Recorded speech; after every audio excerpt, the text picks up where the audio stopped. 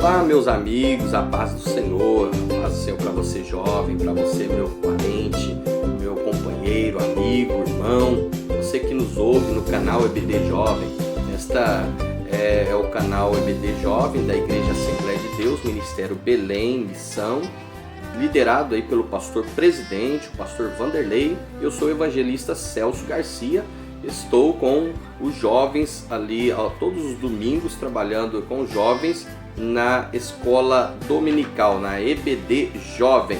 Nós temos a lição deste trimestre, desse terceiro trimestre, a lição de número 8, do dia 25/8 do ano de 2019, e traz como título o papel do líder e a conveniência cristã. O texto do dia está relacionado em 1 Pedro, capítulo 5, do versículo número 5, muito importante, que fala: semelhantemente vós, jovens, sede sujeitos aos anciãos, e sede todos sujeitos uns aos outros, e revesti-vos de toda humildade, porque Deus resiste aos soberbos, mas dá graça aos humildes. Pois bem, eu quero nesta pequena introdução dizer que esta lição ela vai tratar acerca dos presbíteros, dos cuidados do rebanho de Deus e também com as ovelhas, o cuidado que deve-se ter com as ovelhas do Senhor.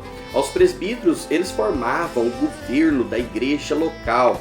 Eles eram de idade madura, avançada, eram experientes, as pessoas anciãs, de cabelos brancos. Esta palavra no grego, a palavra presbítero no grego, tem uma conotação muito interessante. A conotação dela também se dá a bispo, pastor, e ancião. Presbítero seria então bispo, pastor ou ancião, a mesma conotação, porque eles eram pessoas que tinham títulos de dignidades. Essas pessoas, esses presbíteros, eles eram honrados. Olha que interessante, essa conotação. Em 1 Timóteo capítulo 5 e o versículo de número 17, eles trabalhavam com a palavra. Eles liam a palavra e transmitiam de forma doutrinária para o conhecimento da igreja local. Então, as pessoas que ouviam dos anciãos, dos pastores, dos bispos da igreja local, que formavam todo este governo eclesiástico, cada dia mais. Pois bem, nós vemos aqui no versículo de número 2 da lição, onde Pedro mostra ali uma orientação que ele faz aos anciãos. O que ele faz? O que ele mostra? Ele diz que os rebanhos de Deus, eles precisavam ter ali a presença do Senhor na orientação divina. Então o apóstolo faz uma metáfora aqui entre o rebanho e o pastor, o pastor e suas ovelhas. Lá no Salmo de número 23, apresenta ali o salmista Davi dizendo: o Senhor é o meu pastor, nada me faltará. Então esta é uma metáfora muito importante relacionada aí aos cuidados, à proteção, e como aquele guia que leva as suas ovelhas, aquele guia que alimenta as suas ovelhas por meio da palavra, como diz em João capítulo 10, versículo 11 ao versículo 15. Então, o dever e o cuidado de zelar das ovelhas é do pastor. E aí o apóstolo Pedro, ele faz 3 advertências. Vamos lá, vamos aprender aí a primeira advertência. A primeira advertência não é uma obrigação, e sim uma voluntariedade, O líder cristão, ele precisa ser voluntário na obra. Em segundo lugar, ele deve ter o desejo de servir a Deus. Não servir com ganância, com ignorância, mas servir com desejo, com vontade, com motivação para fazer o melhor para o Senhor. Em terceiro lugar, esta divisão de advertências, que é muito importante agora para o nosso conhecimento, que os líderes, eles tenham que ter autoridade divina, autoridade espiritual, e a sua autoridade deve ser como um modelo para com a congregação, não com imposição, não com autoritarismo excessivo. Tem muitas pessoas que colocam autoritarismo excessivo, isso traz prejuízo à obra de Deus. Pois bem, o líder precisa ter então autoconfiança, né? Autoconfiança. Segundo a história de Jânia e Tony, eles eram jovens que acabaram se envolvendo com psicóticos, com drogas, e aí eles precisavam de cuidados.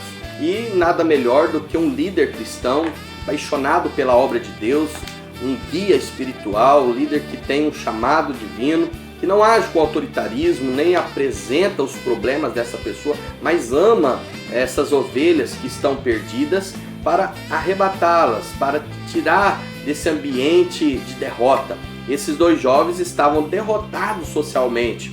Aqui eu trago uma pequena história para que você compreenda que muitos jovens estão nos dias de hoje buscando alternativa, né? Alternativa muitas vezes sem sucesso, buscando no meio das drogas, buscando no meio acadêmico, né? Onde envolve com seus colegas, seus amigos, entre aspas, e muitas vezes até familiares que não podem trazer sucesso para esta vida, para esta pessoa. Essas alternativas que eles buscam caem por terra nesse mundo, até mesmo buscando aí uma vida longe do ambiente familiar e acabam sendo arrebatados pela morte. A morte chega, né? As doenças, as enfermidades chegam na vida dessas pessoas. Mas o líder, ele deve fazer o quê? Ele deve descruzar os braços.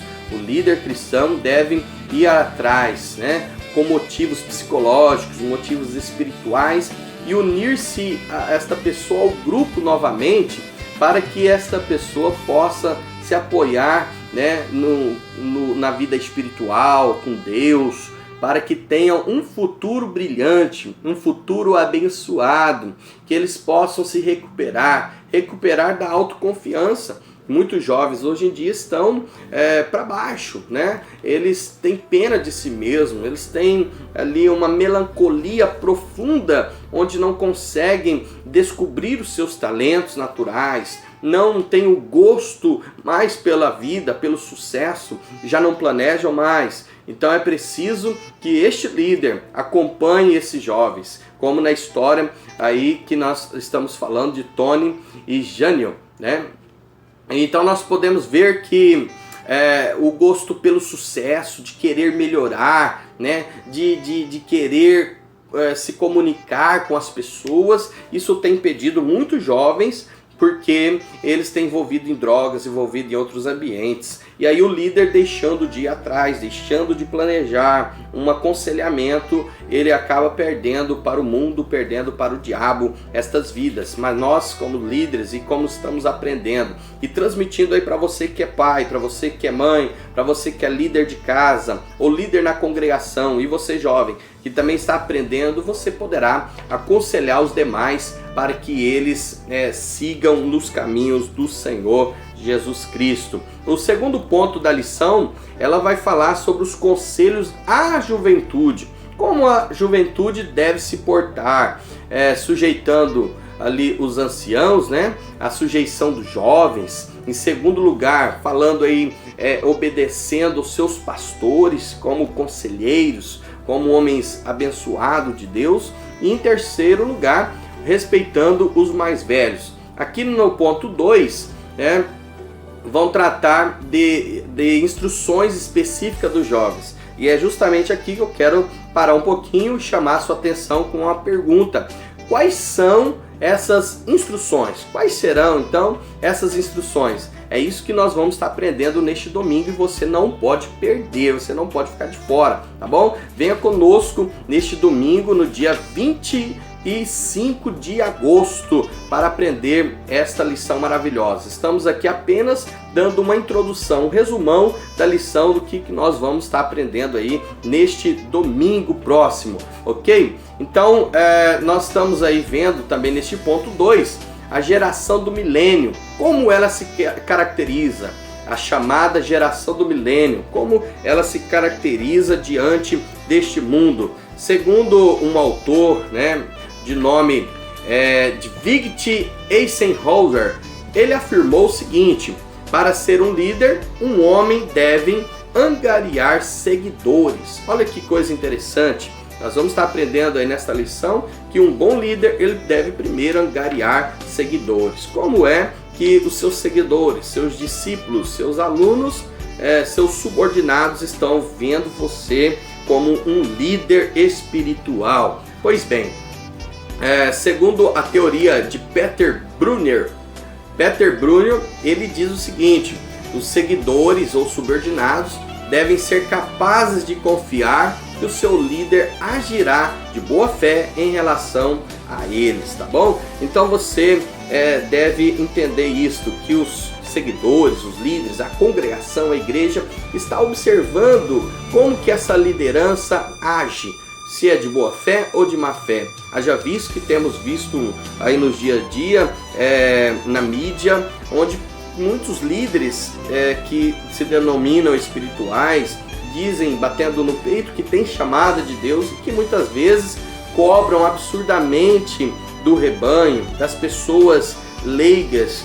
pessoas ingênuas na fé, no conhecimento, e acabam até sendo devoradas por lobos, devoradores, mercenários que tiram, que devoram a casa das viúvas, que entram nas famílias, né, como líderes espirituais e roubam delas aquilo que elas têm, roubam a paz, roubam o sossego, roubam as suas reservas. Então é importante esta lição, essa importante, é muito linda, né, para o nosso conhecimento, justamente no século, neste milênio que nós estamos vivendo, ok? Deus esteja assim enriquecendo você continuamente. O terceiro ponto dessa lição fala do relacionamento entre os irmãos.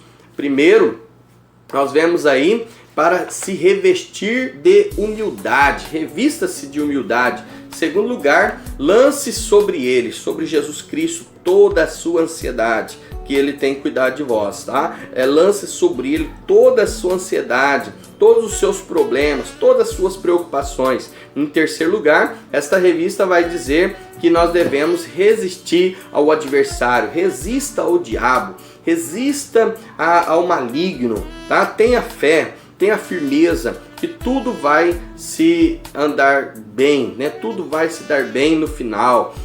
Seja humilde, tenha você um haver, né? Um haver com Deus, né? Viva uma vida de simplicidade, né? E seja gentil, porque a palavra humildade tem a ver com a simplicidade e gentileza de coração. Esta é o resumo, este é o significado da palavra humildade. Haja visto que hoje tem muitas pessoas que estão confundindo humildade, né? Porque eles acham que humildade é sinônimo de fraqueza, que humildade é uma falsa humilhação, né? Então depois você lê aí Filipenses capítulo de número 2, e o versículo 7, versículo 8, e também em João capítulo 13, e depois a história de Jó. Jó capítulo 42, versículo de número 2, você vai entender perfeitamente como é um ser que orava pelos seus inimigos, orava pelos seus amigos, uma pessoa pautada na humildade, assim como foi Jó. Então lance sobre o Senhor toda a sua humildade. O que diz lá em Mateus capítulo 11, versículo 28? Jesus Cristo diz: vinde a mim todos que estáis cansados, oprimidos, sobrecarregados, e eu vos aliviarei. Então o próprio Senhor Jesus, ele tem o poder de aliviar a sua dor, tem o poder de aliviar o seu cansaço, ele tem poder de tirar esse fardo que está pesado sobre os seus ombros, ele tem poder de trazer o refrigério para a sua alma. Então lance sobre ele toda a sua ansiedade, tá bom? Sua ansiedade, e resista o inimigo, resista o diabo. E eu quero deixar aqui um conselho de Norman Bushnell. Norman Bushnell, ele diz o seguinte aí para a liderança. Ele diz, declarando uma palavra dessa forma, uma frase. Olha a frase que ele diz, e eu quero concluir por aqui. Ele diz o seguinte: todo mundo tem ideias fantásticas, ideias inovadoras no chuveiro. No entanto, quem faz a diferença é quem sai do chuveiro, se seca e toma uma atitude. Eu quero deixar essa frase para você de Norman Bushnell, que você possa ter atitudes. Tem atitudes. atitudes para lançar ao Senhor toda a sua ansiedade. Tem atitudes para você resistir o diabo, resista o dia mal e venha conosco para a Escola Bíblica Dominical. Um grande abraço, que Deus ilumine você e você compartilhe esta mensagem, esta revista, lição número 8, em o nome do Senhor Jesus. Um grande abraço, que Deus abençoe no nome de Jesus.